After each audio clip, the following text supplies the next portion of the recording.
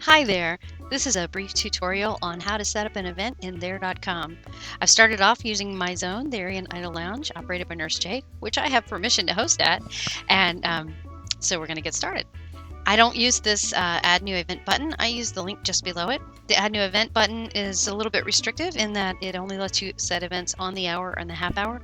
There's a few other details that you can add on this link that allow you to further customize your event. So let's click on that one.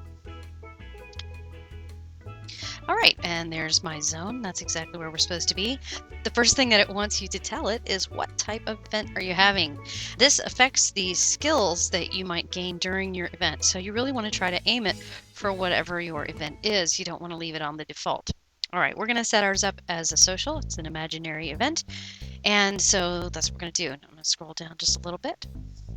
All right, January 21st, yes, let's do that. Let's set our event for January 21st, and let's set it for 9 p.m.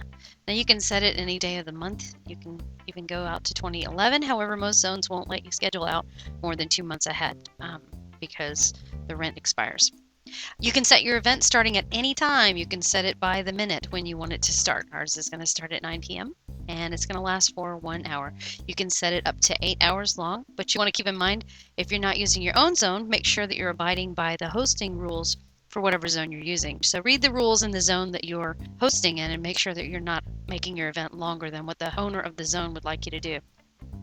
The next thing is prep time.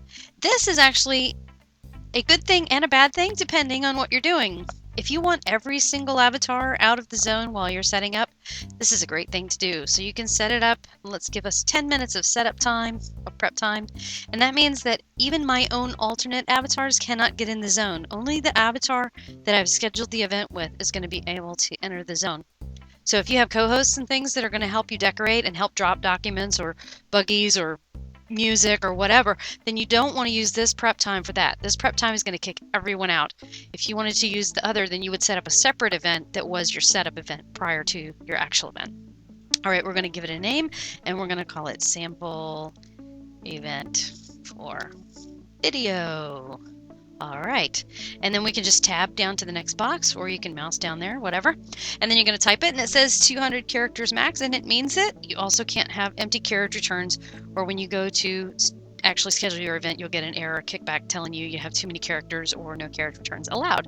So we're just going to say yada, yada, yada. All right, scrolling down again. Next, we have the ticket price, and we are very popular, so we're going to charge 10,000 T-Bucks for our event because everybody that's anybody wants to be here.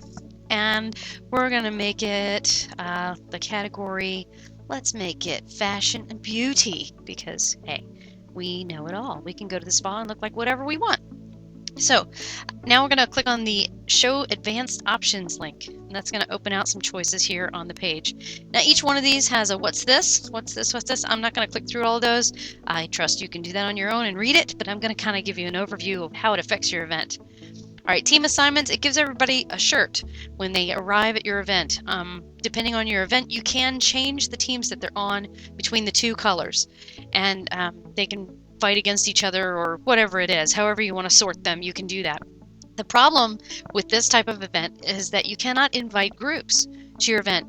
You can only invite teams, and most of the groups you're in, let me tell you, are not teams. Teams are the ones that have ratings like racing clubs. Those are teams. So when you go to your event page, you'll only be able to invite people by hand, which means you have to either type them into the invite box or copy and paste them from a list 10 at a time. All right, so we're not going to have teams in our fashion event because, hey, we want everybody to wear their own clothes and not those generic their t-shirts. All right, skill restrictions.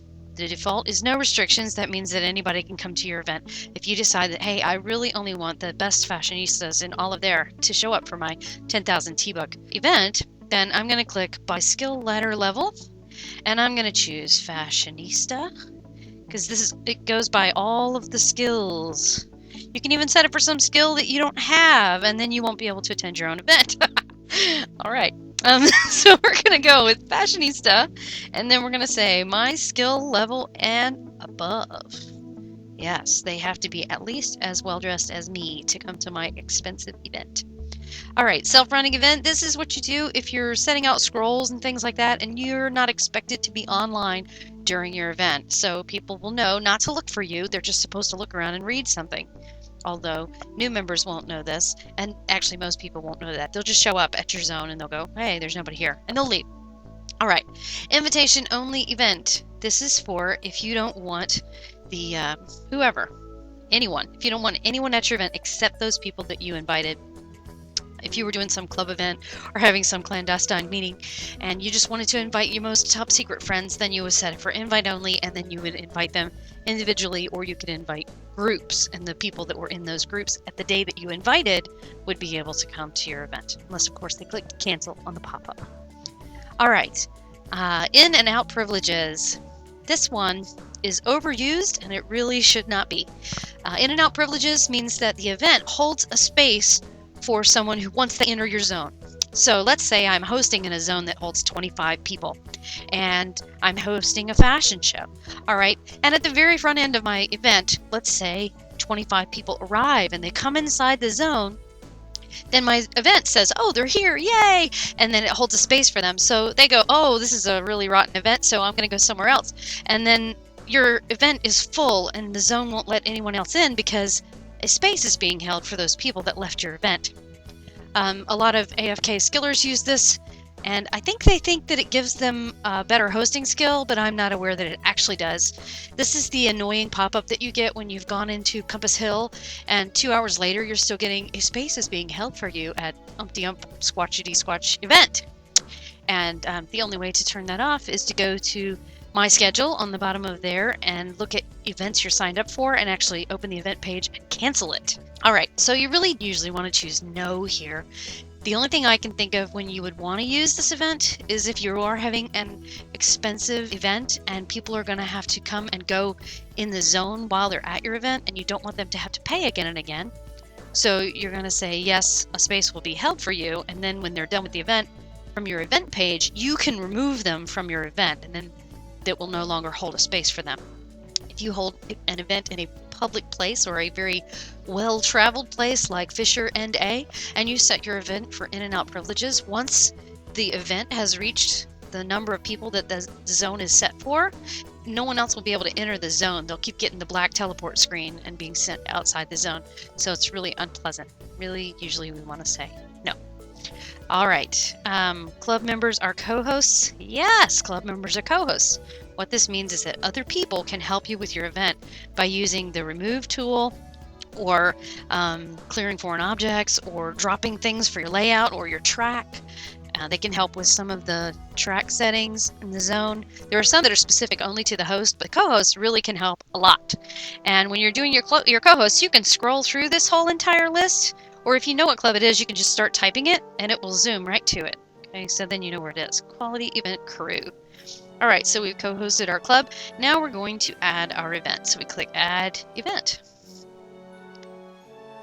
And now we look at our event page and we make sure it looks right.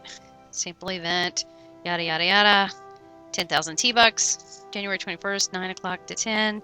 Doors open 10 minutes early for prep. That means that my event still starts at 9, but at 8:50 is when everybody's going to get booted from the zone. All right. And then club members or co-hosts. It does not say which club, so hopefully you picked the right one. This is a restricted event and requires legendary, fashionista, or above. Yes, that's what we want, so schedule our event. Uh-oh, Darien Idle Lounge already has an event scheduled for the requested time. And I meant to do that so that I could show you this. When you get that, you click the back button. Go back. So now from this page here, the Confirm Your Event page, I'm going to click Edit Event Details. Now, as you see, all the details are still in my event. Yada, yada, yada, sample event for video, and all of the advanced settings are still the same. So all we have to do is change the date, because we really want this event to be on the 22nd, not the 21st. Now we're going to click Add Event. Okay, yes, to 22nd. That's what we meant to do. And then Schedule Event. Ta-da! There it is. La-di-da. That is how you set up an event.